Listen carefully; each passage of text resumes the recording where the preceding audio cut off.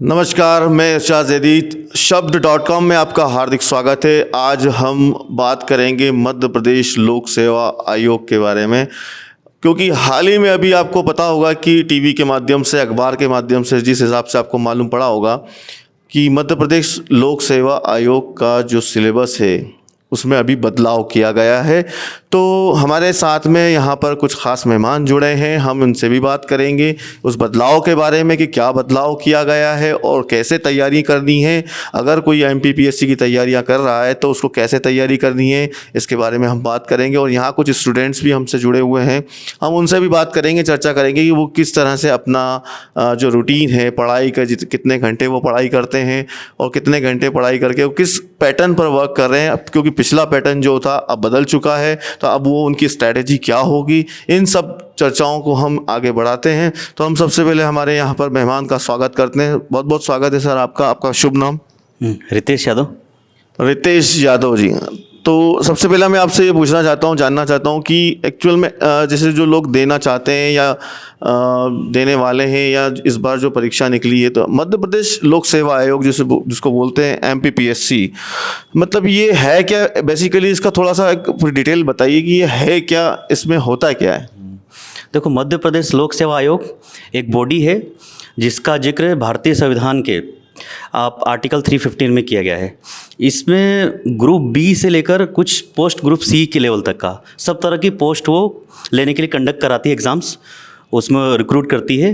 जैसा कि आज के ही दिन, आज 25 जनवरी है और आज सीएम साहब ने देखेंगे 559 2019 और 2020 की पोस्टिंग उनको नियुक्ति पत्र दिया है। और इसमें सारे, जैसे सबसे बड़ी पोस्ट जैसे डिप्टी कलेक्टर से लेकर डीएसपी से लेकर वाणिज्य कर अधिकारी से लेकर सेल टैक्स इंस्पेक्टर और अलग अलग डिपार्टमेंट, शिक्षा, ठीक है, राजस्व, जेल, गृह, सभी डिपार्टमेंट में पोस्टिंग जाती है। मतलब एक तरह से ये ऑफिसर लेवल की पोस्ट आपको प्रोवाइड करती है। ऑफिसर लेवल की पोस्ट करती। अभी इसमें आपने भी समाचार पत्र के माध्यम से सुना ही होगा कि इसमें जो बदलाव किए गए हैं, क्या बदलाव है, और अब जो पहले जो पढ़ाई चल रही थी और अब जो पढ़ाई होगी, इसमें क्या अंतर आएगा?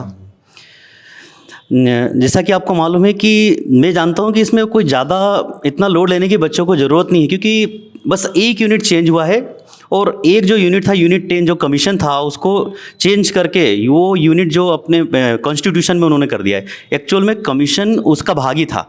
और जो एक, क्योंकि मध्य प्रदेश एक जनजातीय राज्य है और ये इसकी महत्व का तो देखते हुए यूनिट 10 में उन्होंने पूरा मध्य प्रदेश की जनजाति टॉपिक उसमें दिया है। और ये ज़रूरी भी है क्योंकि आप मध्य प्रदेश में रह रहे हैं और मध्य प्रदेश में कौन सी जनजातियां हैं, उनका कैसा कल्चर है, कैसे त्यौहार है, ये सब सभी को मालूम होना चाहिए। और इससे मध्य प्रदेश के मतलब लोगों को बेनिफिट भी है, क्योंकि अदर स्टेट्स इतना ज़्यादा डेप्थ में नहीं जाती है जितना मध्य प्रदेश के बच्चे जाएंगे। और इससे एमपी का लेवल और बढ़ेगा। एमपी के क्वेश्चंस संभावना ये है कि और ज़्यादा से ज़्यादा पूछे जाएंगे। और आप देखोगे इस बार मध्य प्रदेश ने लगभग पूरे सिलेबस को एक थोड़ा सिस्टमेटिक करने का प्रयास किया है, क्योंकि पहले सिलेबस थोड़ा बिखरा हुआ था। इकोनॉमी के साथ पॉलिटी ऐड कर रखा था, अभी उन्होंने इकोनॉमी को पूरी एक यूनिट में कर दिया है, चाहे वो भारत की हो चाहे वो एमपी की हो। और पॉलिटी भी एक यूनिट में कर दिया है, वो भारत की हो चाहे एमपी की हो, सबको। और इस बार लगभग फिर भी उनका इतना प्रयास करने के बाद भी अपन देखेंगे जो मेंस में उन्होंने लगभग जो यूनिट करी है उसमें कई टॉपिक कॉमन हो गए। जैसे यूनिट 3 में देखेंगे मध्य प्रदेश की जनजातियों के स्वतंत्रता आंदोलन में संघर्ष, तो उसको मेरे ख्याल से उसको यूनिट नंबर 4 में कर देते, क्योंकि स्वतंत्रता आंदोलन में मध्य प्रदेश का जो योगदान है वो यूनिट 4 था। और 5th में भी उन्होंने जनजाति व्यक्तित्व का कुछ दे दिया है, उसको भी यूनिट 4 में कर देते तो मेरे ख्याल से एकदम और सिस्टमेटिक हो जाता। फिर भी ये सब मध्य प्रदेश ने जैसे यूपीएससी का जो पैटर्न है उसको भी ध्यान में रखते हुए, क्योंकि एक चेंजेस उन्होंने कुछ साल पहले 2020 में कर दिया था, जो अर्थशास्त्र था उसको उन्होंने पेपर नंबर 2 में कर दिया था। तो इससे क्या, जो साइंस एंड टेक्नोलॉजी जो बच्चे साइंस बैकग्राउंड के तो उनको बेनिफिट हो जाता था, क्योंकि 10 के 10 यूनिट पूरी उनकी थी। अब वो ये वापस से यूनिट पेपर 3rd में लाया गया, जिससे जो कॉमर्स के बैकग्राउंड के और जो आर्ट्स बैकग्राउंड के स्टूडेंट हैं उनको भी उसका बेनिफिट मिलेगा और वो साइंस से घबराएंगे नहीं, क्योंकि दोनों में बराबर भूमिका हो गई है। इकोनॉमी की भी पार्ट ए में पूरा इकोनॉमी आएगा और पार्ट बी में साइंस एंड टेक्नोलॉजी आएगा। मतलब ये कहना चाह रहे हैं कि मध्य प्रदेश का हिस्सा इसमें बढ़ गया है, एमपीपीएससी में मध्य प्रदेश का हिस्सा और जनजातियों को उसमें ज़्यादा शामिल किया गया है, जिससे मध्य प्रदेश को जानने का मौका मिले और मध्य प्रदेश को पढ़ने का मौका मिले। तो ऐसे मतलब ऐसे कौन से सब्जेक्ट या विषय जो इसमें से बताया जा रहा है कि हटाए गए हैं, तो वो कौन से सब्जेक्ट हैं और अब किस तरह से पढ़ाई में बदलाव करना पड़ेगा? देखो, बोला जा रहा है कि एक तरह से विश्व जो ज्योग्राफी है, वर्ल्ड ज्योग्राफी हो, उसको हटाया गया है। एक्चुअल में भारत हो चाहे एमपी हो, वो भी तो एक विश्व का हिस्सा है। तो ये धारणा ना बना ले कि वर्ल्ड ज्योग्राफी हटाया तो हम इसका बिल्कुल कुछ नहीं पढ़ेंगे। हो सकता है कि वो कुछ ऐसा टॉपिक पूछ ले जो मान लो उसने वातावरण से पूछ लिया, या कुछ ऐसी दुर्घटना घट गई, उसको उसी टॉपिक को, वर्ल्ड ज्योग्राफी को उन्होंने करंट अफेयर के एस्पेक्ट में आके पूछ लिया। तो आप ये ना सोचिए कि उन्होंने कुछ हटाया है। और वैसे भी देखो, आयोग जो है कई बार ऐसा देखा है कि जो सिलेबस से कई बार हट के वो क्वेश्चन पूछ लेता है, क्योंकि वो बाद में इत्यादि भी दे देता है, एक वर्ड जोड़ देता है इत्यादि। इत्यादि का मतलब ये नहीं है कि बस जो दिया है वही पूछेंगे हम, एक्सेट्रा और भी कुछ पूछे जा सकते हैं उसमें। तो आप ये ना सोचिए कि ये सिलेबस में से हट गया है तो हम बिल्कुल इसका ज्ञान ना रखें, कुछ ना कुछ आपको इसका रखना पड़ेगा। मतलब बहुत ज़रूरी होगा कि आज जो चैप्टर छूट गया या हटाया गया है उसकी भी मतलब आपको ज़रूरी कि आप उसकी पढ़ाई करें, क्योंकि उसके भी पूछा जा सकता है, ये संभावना करंट अफेयर से जोड़ के उसको पूछा जा सकता है। चलिए, हमारे साथ में एक साथी और है, हम यहाँ उनका भी स्वागत करते हैं। सबसे पहले आपका नाम? मेरा नाम अजय राणा है। अजय राणा जी, आप जिस तरह से यहाँ कोचिंग में पढ़ाते हैं, तो पहले जो कोर्स था और अब जो कोर्स बदला है, जो भी उसमें परिवर्तन किए गए हैं, आपके सामने क्या चुनौतियाँ रहेंगी? वैसे देखें तो नॉर्मली अगर सही से अगर हम सिलेबस का अध्ययन करें तो कुछ बदला ही नहीं है, बस यूनिट को इधर का उधर किया गया है। हाँ, 10वीं यूनिट में ज़रूर थोड़ा सा मध्य प्रदेश का पार्ट बढ़ाया है, जिसकी मतलब अनुसूचित जनजातियाँ हैं, उनका साहित्य है, कला संस्कृति वगैरह का पार्ट बढ़ाया गया है। बाकी पूरा सिलेबस वही है। हाँ, वर्ल्ड ज्योग्राफी जरूर हटा दिया गया है, बाकी सब वही है। वैसे मैं यूनिट 6 पढ़ाता हूँ यहाँ पे, मध्य प्रदेश का इकोनॉमी और भारत का इकोनॉमी, ये वाला पार्ट मैं यहाँ पर देखता हूँ पीएससी वाले बच्चों को। तो कोई नया चैलेंज होगा आपके लिए? कुछ भी नहीं, कोई नया चैलेंज नहीं है। बस ये है कि बस बच्चे सिलेबस को थोड़ा सा समझ लें। अभी थोड़ा सा क्या उन्होंने डीपली सिलेबस को समझा नहीं है ना, तो इसलिए थोड़ा सा उनके माइंड में आ रहा है कि बहुत कुछ चेंज हो रहा है, ऐसा हो रहा है। वैसे कुछ लगता नहीं कि ज़्यादा कुछ चेंज हुआ है, ऐसा सिलेबस तो वही है, बस उसको आगे पीछे कर जैसे बोल रहे हैं कि आयोग को हटा दिया, तो आयोग को हटाया नहीं, एक्चुअली में क्या उसको संविधान के साथ जोड़ दिया है बस। अच्छा, जो परिवर्तन, एक आंशिक परिवर्तन है, इसमें बदलाव नहीं किया गया, उसमें थोड़ा सा बदलाव करके परिवर्तन किया गया है कि जो पीछे का है उसको आगे किया गया, और उसका आयोग जो हटाने का कह रहे हैं वो आयोग हटाया नहीं है। सीधा मतलब ये है कि अगर जिस तरह की जो पुरानी स्ट्रेटजी थी पढ़ाई की वैसे ही चलेगी, इसमें कोई नया बदलाव नहीं होगा तैयारी को लेकर। वैसे देखें तो आयोग भी संविधान का भाग था, तो वो और अच्छा कर दिया, मतलब उसको संविधान के साथ जोड़कर अच्छा किया है ना, पर्टिकुलर वो संविधान के साथ हो गया। अच्छा, एक चीज़ और अजय सर मैं पूछना चाहता हूँ कि आप यहाँ पर पढ़ाते हैं बच्चों को, आते हैं एमपीपीएससी की जो तैयारियाँ करते हैं, क्या लगता है आपको कि कितने साल से ऐसा बदलाव आया है कि मतलब क्या स्टूडेंट्स कम हुए हैं या बढ़े हैं, और उसके पीछे रीज़न क्या, कारण क्या है? उसका मेन रीज़न तो एक तो लॉकडाउन है। लॉकडाउन के बाद ऑनलाइन मार्केट बहुत सारा शिफ्ट हो गया, और जहाँ तक मेरा मानना है तो लंबे समय से, करीबन मैं 10 साल से पढ़ा रहा हूँ, क्लासेस 10 साल से ले रहा हूँ, बहुत सारे स्टूडेंट को पढ़ाया भी है, करीबन 1200 बच्चों का सिलेक्शन भी है अपने यहाँ से हर क्षेत्र में। पर जो इतनी बड़ी एग्ज़ाम की तैयारी होती है जैसे पीएससी, जो कि एक डीप अध्ययन है, तो इतनी बड़ी एग्ज़ाम की तैयारी हम ऑनलाइन नहीं कर सकते। इसके लिए क्लासरूम की ज़रूरत पड़ेगी आपको, और प्रॉपर आपकी कॉपी चेक करना, मेन की कॉपी चेक करना, इन सब बातों का अध्ययन आप एक क्लासरूम में ही ले सकते हैं। इतनी बड़ी एग्जाम की तैयारी मुझे नहीं लगता कि अपन ऑनलाइन कर सकते हैं, तो ऑफलाइन क्लासेस बहुत ज़रूरी है। तो जो यहाँ पर स्टूडेंट अपन कम देख रहे हैं, आज क्लासेस में कम स्टूडेंट देख रहे हैं, उसका एक रीज़न क्या है कि ऑनलाइन एक रीज़न है कि ऑनलाइन मार्केट बहुत सारा शिफ्ट हो गया है। मतलब ऑनलाइन से इस पर प्रभाव पड़ा है। हम फिर से आपके पास लौटेंगे। अभी आपसे जानना चाहते हैं सर कि जो बदलाव है एमपीपीएससी का, और जो एमपीपीएससी की तैयारियां होती है, आप क्या इसके क्या समझेंगे, क्या संकेत हैं इसके? आप क्या कुछ संकेत बता सकते हैं, या एक यूं ही एक प्रोसेस होती है उसके तहत किया गया है, या कोई संकेत इसका आधार बनते हैं? नहीं, संकेत तो देखिए अभी जैसे यूपीएससी इस बार का देखो पैटर्न ऐसा रहा है कि लगभग उन्होंने यूपीएससी के कुछ क्वेश्चन को फॉलो किया था। जैसे मल्टीपल चॉइस क्वेश्चन भी दिया था उन्होंने, ठीक है। मैच द कॉलम वाले भी वही कई क्वेश्चन दिए थे ज्योग्राफी से रिलेट करके, जो यूपीएससी में अक्सर पूछे जाते हैं। और यूपीएससी का जो पेपर है, जैसे बस ऑप्शनल को छोड़ दिया जाए तो लगभग पूरा सिलेबस आप देखेंगे एमपीपीएससी का यूपीएससी हो चुका है। और ट्राई कर रहे हैं कि आने वाले टाइम में हम तो ये भी चाहते हैं कि इसमें निगेटिव मार्किंग भी हो, क्योंकि कई स्टेट ने इसको निगेटिव मार्किंग कर दिया। जैसे अपन बिहार देखें, वहाँ पे भी निगेटिव मार्किंग है, राजस्थान है वहाँ भी निगेटिव मार्किंग है, यूपी है तो वहाँ पे भी निगेटिव मार्किंग है, और एमपी में होना चाहिए। उससे क्या है, जो सीरियस और जो सही स्टूडेंट जो एकदम उनकी स्ट्रेटजी से तैयारी करते हैं उन्हीं बच्चों का सिलेक्शन हो पाता है। उसमें फिर किस्मत आपका साथ नहीं देगी, क्योंकि वो नंबर ऑफ क्वेश्चंस बहुत कम अटेम्प्ट करेंगे। और इस भी आप पे देखोगे कि कट ऑफ भी थोड़ा कम जाएगा। इस बार आप देखें कि जनरल का कट ऑफ 81 चला गया है, एससी का कट ऑफ आप देखें 75 तक चला गया है, और एसटी 71 पे, और ओबीसी 79। मतलब इतना बड़ा कट ऑफ, इतना मतलब ये पिछले आप देखें 2016 के बाद अब जाके इतना बड़ा कट ऑफ हुआ है। नहीं तो इसके पहले आप देखेंगे लगभग 75 के अंडर में बच्चे सिलेक्ट हो जाते थे। बट अब ये है कि नेगेटिव मार्किंग होती तो इतना कट ऑफ नहीं जाता, जैसे कि यूपीएससी में लगभग आप 60 से 65 क्वेश्चन सही करते हैं तो आपका सिलेक्शन हो जाता है वहाँ पे। तो क्या एक कारण मानते हैं कि इसमें जो स्टूडेंट्स की, जो विद्यार्थियों की जो कमी है, एक कट ऑफ और होना और एक नेगेटिव मार्किंग जो होती है, इसका एक कारण मानते हैं इसको? हाँ, नहीं, स्टूडेंट की देखो कमी का एक ही रीज़न है। जैसे हाई कोर्ट ने ये फैसला अपना अटका रखा, जैसे ओबीसी का जो मुद्दा था, जो 13% का जो आरक्षण था रिजर्वेशन उनको, क्योंकि ये देखें अपन रिजल्ट लगभग 2019 से लेकर आज 5 साल हो गए, अभी भी एमपीपीएससी ने कम्प्लीटली रिजल्ट घोषित नहीं किया है। अभी भी 13% को रिजर्व कर लिया है, क्योंकि 27% का जैसे ओबीसी को रिजर्वेशन दिया गया था अभी भी होल्ड कर रखा है उसने। और इसी बीच में क्या है कि अब जाके अभी देखो ज्वाइनिंग लेटर आज दिया उन्होंने, सीएम साहब ने 2019 की बात करें, आज 19 का ज्वाइनिंग लेटर अब मिला है। तो इस बेस पे मतलब बच्चों में एक नेगेटिविटी पैदा हुई कि पता नहीं हम इतने साल से मेहनत कर रहे हैं, पढ़ाई कर रहे हैं, हमारा रिजल्ट कब आएगा कि नहीं आएगा। बट आज जब ये इतनी बड़ी घोषणा हो गई और ज्वाइनिंग लेटर मिल गया है, तो इससे मैं मानता हूँ कि बच्चों में उत्साहवर्धन बिल्कुल हुआ होगा।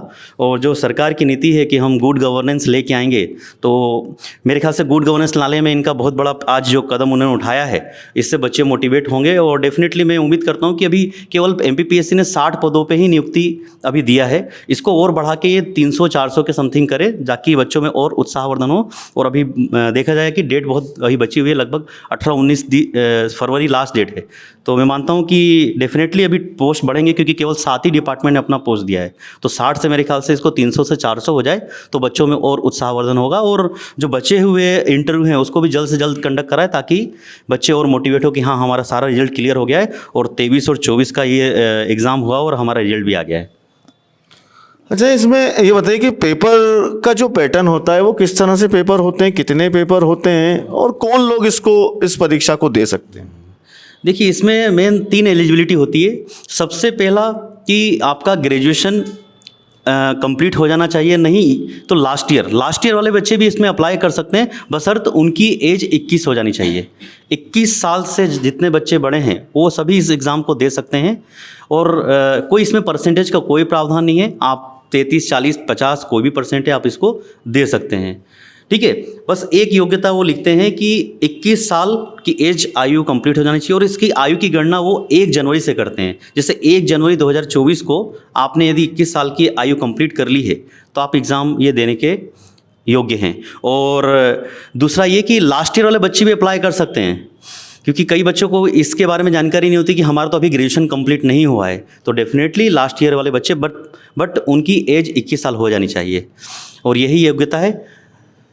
और पेपर का पैटर्न क्या होता है और कितने एग्जाम्स होते हैं? देखो, पेपर के पैटर्न को 3 भागों में इन्होंने डिवाइड किया है, ठीक है। सबसे पहला होता है प्रीलिमिनरी, जिसमें 2 पेपर होते हैं। पेपर 1 GS1 बोलते हैं, इसमें सामान्य अध्ययन होता है। और पेपर 2 होता है CSET, इसमें एप्टीट्यूड टेस्ट आपका चेक किया जाता है। और दोनों ही पेपर में 100 क्वेश्चन होते हैं, और एक क्वेश्चन 2 मार्क्स का होता है, और ये 2 घंटे का आपको समय मिलता है। पेपर 1 में आपको जनरल जीके जैसे जीके से रिलेटेड, जैसे जीके में history, geography, polity, economy, science, environment, current affair, ये पूछा जाता है। और लगभग इन्होंने 10 यूनिट दी है पेपर 1 के लिए, और एक क्वेश्चन 2 मार्क्स का होता है। सेम पेपर 2 भी CSET है, तो इसमें maths, reasoning, decision making, unseen passage, Hindi, ये सब दिया जाता है। मतलब आपका एप्टीट्यूड टेस्ट किया जाता है इसमें। और ये second paper only qualifying nature का है। मेरिट जो बनता है वो पेपर 1 पे बनता है। मतलब लगभग आप पेपर 1 में 100 में से लगभग 80 से 85 क्वेश्चन सही कर देते हैं तो डेफिनेटली आपका सिलेक्शन हो जाता है। और पेपर 2 क्वालिफाइंग नेचर का है। मात्र आपको यदि आप SC ST और OBC से बिलोंग करते हैं तो इसमें 30 क्वेश्चन सही करना पड़ता है, और यदि जनरल से आप बिलोंग करते हैं तो उसमें 40 क्वेश्चन सही करना पड़ता है। ठीक है। और मेंस जो होता है, मेंस लगातार 6 दिन 6 पेपर होते हैं। जैसे पेपर 1 में देखें तो उसमें हिस्ट्री और ज्योग्राफी 150, इसमें 2 पार्ट होते हैं। पार्ट ए में हिस्ट्री पूछता है, पार्ट बी में ज्योग्राफी, जो कि 300 नंबर का होता है। मतलब 150 का हिस्ट्री, 150 का ज्योग्राफी। पेपर 2 जो होता है इसमें पॉलिटी है और साथ में सोशोलॉजी और पब्लिक एडमिनिस्ट्रेशन इन्होंने इसमें दिया है। इसमें भी ये 150 नंबर के 2 पार्ट होते हैं। पेपर 3 है, इसमें साइंस एंड टेक्नोलॉजी और इकोनॉमी है। ये भी 150 300 नंबर का है। और एक जो नया चेंजेस देखें तो जो 4th पेपर है एथिक्स, ये पहले 200 नंबर का था, अब इसको 300 नंबर का कर दिया है। ये एक चेंजेस जरूर हुआ है। और पेपर 5th जो हिंदी है ये भी 200 नंबर का है, बट इसमें चेंजेस हुआ, जहाँ पे 3 घंटे का समय मिलता था उसको इन्होंने 2.5 घंटे कर दिया है। और जो पेपर जो लास्ट है 6th अपना, ऐसे निबंध और प्रारूप लेखन है। तो ये मेंस में देखिए लगातार सोमवार से लेकर शनिवार तक ये 6 पेपर 6 दिन में कंप्लीट, मतलब बिना गैप के ये सारे पेपर आपके हो जाते हैं। ठीक है। तो अपन देखिए 300 के 4 पेपर हो गए, 1200 नंबर का तो ये हो गया, और 200 नंबर का हिंदी हो गया, और 100 नंबर का अपना निबंध और प्रारूप लेखन हो गया। और एक थोड़ा सा चेंजेस इंटरव्यू में भी किया है, जहां इंटरव्यू 175 नंबर का था उसमें 10 नंबर और बढ़ा दिया है, अभी 185 नंबर का इंटरव्यू होगा। अच्छा, ये बहुत अच्छी चीज़ है कि मतलब जो नंबर आपने बताए हैं बहुत ही अच्छा, ज़रूरी है कि जानना जो हमारे आज के जो श्रोता हैं, जो देख रहे हैं, दर्शक हैं, और जो MPPSC की तैयारी करना चाहते हैं, देना चाहते हैं, उनके लिए काफ़ी ये मददगार साबित होगा। जो एग्ज़ाम जो होती है, इसके अंदर जो एग्ज़ाम होती है, पेपर होता है, पैटर्न बनता है, तो क्या मतलब कौन सी स्ट्रीम के, मतलब कौन से ग्रेजुएशन जिनका स्नातक किस फील्ड में हो, ऐसा ज़रूरी है कि वही दे पाएँ या कोई भी इसको दे सकता है, और किसके लिए फ़ायदा होता है ज़्यादा? नहीं, देखा जाए तो इसमें कोई भी स्ट्रीम, इसमें लिखा रहता है एक वर्ड कि मान्यता प्राप्त विश्वविद्यालय से आपका ग्रेजुएशन होना चाहिए किसी भी फील्ड में, चाहे आपका BSc बैकग्राउंड है, BA है या इंजीनियरिंग है। मगर देखा जाता है ये कि जैसे BA वाले जो स्टूडेंट्स हैं, देखा जाए तो पूरा सिलेबस BA वालों का ही है। और मैं तो मानता हूँ जो BA लेता है, क्योंकि वो सारा सिलेबस आपको वही पढ़ना है, तो उनको बेनिफिट होना चाहिए। मगर इस एग्ज़ाम में जितने भी इंजीनियरिंग बैकग्राउंड के जो स्टूडेंट्स हैं वो बाजी मार देते हैं, क्योंकि कहीं ना कहीं वो उनका जो प्रैक्टिकल और ये सब्जेक्ट का नॉलेज होता है और वो मेहनत ज़्यादा करते हैं, क्योंकि सब्जेक्ट ऐसा होता है। BA में सोचते हैं कि चलो एग्ज़ाम जाएंगे, 1-2 दिन पढ़ेंगे, 20 पढ़ लिया और पास हो गए। मगर इंजीनियरिंग में क्या प्रैक्टिकल होता है और हर 6-6 महीने में एग्ज़ाम होती है और उनमें 8 सेम होता है।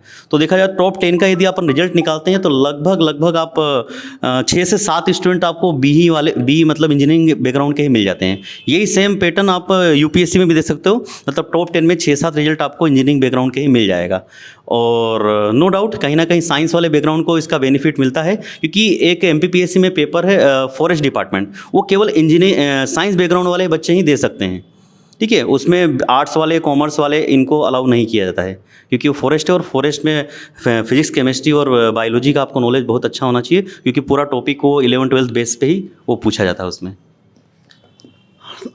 एक बहुत महत्वपूर्ण सवाल है जो उज्जैन के लोगों के लिए है और उज्जैन के युवाओं के लिए ख़ास तौर से, कि जो इस परीक्षा में जो परसेंट है, प्रतिशत है, उज्जैन के जो स्टूडेंट्स हैं, विद्यार्थी हैं, उनका इतना कम सिलेक्शन होने की वजह क्या है? देखो, मैं बताना चाहूँगा कि पूरे उज्जैन ज़िले की बात करूँ। उज्जैन ज़िले की देखो, सबसे पहले क्या होता है कि यहाँ के जो स्टूडेंट्स हैं, शुरू से आप देखें 1ली से लेकर जो 12वीं क्लास तक कई बच्चे ऐसे होते हैं जिन्होंने इसके बारे में कभी जानकारी ली नहीं कि UPSC ऐसी एग्ज़ाम होती है। जो टॉप बच्चे होते हैं, देखा जाए जो जैसे 10th में या 12th में जिन्होंने टॉप किया है, तो उनका एक ही सपना हो जाता है, उनके पेरेंट्स का भी एक ही सपना हो जाता है कि इनको आकाश एलन या ऐसे बड़े इसमें, या इनको नीट की या डॉक्टर या इंजीनियर ही बनाया जाए। उनका कभी भी ये सपना नहीं रहता कि हम मतलब इस फील्ड में जाएंगे, सिविल सर्वेंट मतलब बनेंगे। तो मोस्टली देखें अपन जो पढ़ने वाले बच्चे हैं उनको उनके पेरेंट्स या तो कोटा या तो एलन या तो इधर इंदौर या दिल्ली इधर कहीं भेज देते हैं। तो उस जो पढ़ने वाले बच्चे हैं वो लगभग, और देखो कुछ बच्चे होते हैं जो उज्जैन के वो शिफ्ट होके इंदौर चले जाते हैं, क्योंकि एक मेंटलिटी बनी हुई है कि ये मतलब यहाँ पे ज़्यादा मतलब अच्छे लेवल की पढ़ाई होगी, यहाँ पे ज़्यादा यूनिवर्सिटीज़ है, कॉलेज हैं, टीचर्स हैं। मगर देखा जाए कि आप उज्जैन में रहकर भी, क्योंकि आज के ही मैंने कल ही एक स्टेटस डाला था, एक हमारे स्टूडेंट थे जो कि पूरे इंडिया में हिस्ट्री में सबसे ज़्यादा स्कोर उन्होंने, जो कि ये भी एनटीए कराती है, जो कि नीट जेईई एग्ज़ाम कंडक्ट कराती है, जो कि यूजीसी नेट एग्ज़ाम जिसको बोलते हैं, और ये पात्रता परीक्षा होती है जो प्रोफेसर बनने के लिए। तो उसमें पूरे हिस्ट्री में उन्होंने सबसे पूरे इंडिया में सबसे ज़्यादा स्कोर किए हैं। तो बोलने का मतलब है कि ये यहाँ पे भी बच्चे रह के तैयारी कर सकते हैं, उनको गाइडेंस प्रॉपर मिला। बट कई बार ऐसा होता है कि स्टूडेंट्स की एक मेंटलिटी बनती कि नहीं, अपन को यहाँ से बाहर जाएंगे तो ही अपन मतलब वो कर पाएंगे, और ज़्यादातर अच्छे स्टूडेंट्स वो शिफ्ट हो जाते हैं कोटा। और जैसे मैं भी था तो मेरी भी मेंटलिटी थी कि मैं भी इंदौर से पढ़ूँ, तो मैं भी जैसे मैंने इंजीनियरिंग वहीं से करा था। बट बाद में मालूम पड़ा कि नहीं, अपने को उज्जैन वालों के लिए भी कुछ करना है, और ये मेंटलिटी दूर करे कि वहाँ जाके सिलेक्शन नहीं होगा। और कई बच्चे देखें आप अपने यहाँ से MPPSC में भी प्री का रिजल्ट है, उसमें बहुत बच्चे का प्री निकला है। चलिए, बहुत अच्छी बात है ये। और अब जिस तरह से जैसे एग्ज़ाम होती है, MPPSC की एग्ज़ाम होगी, इसके 3 सबसे बड़े पद कौन से हैं? हाँ, देखिए सबसे बड़ा पद तो सबको मालूम है, डिप्टी कलेक्टर। और इसमें जैसे ट्रेनिंग देने के बाद आपको SDM का पद दिया जाता है, और अगला प्रमोशन में DM, डायरेक्ट आप कलेक्टर बन जाते हैं। दूसरा पद होता है DSP का, और तीसरा एक रजिस्ट्रार का मान सकते हैं, ठीक है। और क्योंकि जो भी ग्रेड पे 5400 ग्रेड पे है अलग अलग डिपार्टमेंट में, जिनका ग्रेड पे 5400 उनको अपन मान सकते हैं, क्योंकि डिप्टी कलेक्टर हो, चाहे DSP हो, चाहे रजिस्ट्रार हो, चाहे अलग अलग फॉरेस्ट डिपार्टमेंट में जैसे ACF है, असिस्टेंट कंजर्वेटर ऑफ फॉरेस्ट, इनका भी ग्रेड पे 5400 है, और ये ग्रुप B में गजेटेड पोस्ट है, इसलिए ये सबसे बड़े पद में काउंट होते हैं। चलिए, अब अंतिम प्रश्न मेरा आपसे, जो चर्चा काफ़ी अच्छी चर्चा हुई, एक अंतिम प्रश्न मैं आपसे पूछना चाहता हूँ कि जिस तरह से आपने बताया उज्जैन के बारे में कि उज्जैन में क्या प्रॉब्लम आती है, क्या समस्याएं होती, क्या परेशानी सामना करना पड़ता है विद्यार्थियों को, तो उज्जैन से ज़्यादा विद्यार्थी इस परीक्षा में चयनित हो, इसके लिए शासन को क्या बदलाव करने चाहिए?